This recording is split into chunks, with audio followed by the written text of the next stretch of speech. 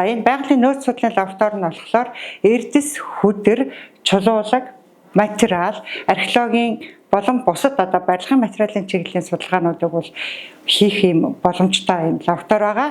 Энэ лаборатори маань болохоор инженер технологийн дээд боловсрол төслийн хүрээнд $450,000 орчмын хөрөнгө оруулалтын багц хоног төхөөрөмжөөр бол хөрөнгө оруулалт хийсэн ийм багцнуудтай. За манай лабораторид ирснээр ямар судалгаа хийх вэ гэхлээр оптик аливаа материалын оптик шин чанартай тулгуурлан оптик микроскопыг ашиглан болуулна.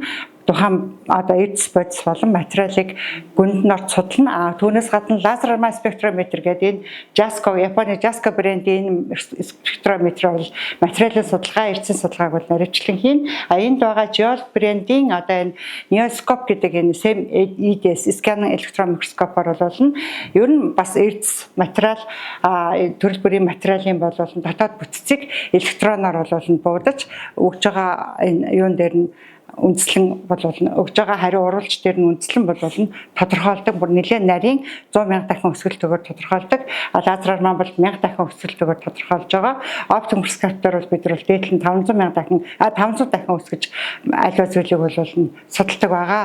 Түүнээс гадна тэнд харагдж байгаа багаж болуулна.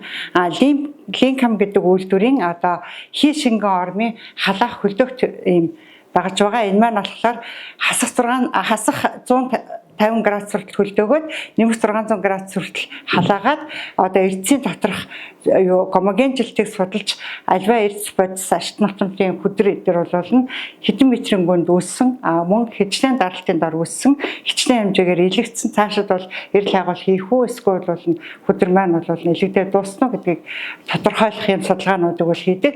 Манай лабораторид бол эрдэс байлгийн чиглэлийн геолог хайгуулын болон уул уурхайн ашиглалтын, баяжуулалтын, археологийн, материал судлалын, барилгын материалын зэрэг үн тэрдний чулуулгын зэрэг энэ судалгаануудыг бол хийж өргөн хэмжээнд бол хийх юм боломжтой лаборатори байгаа.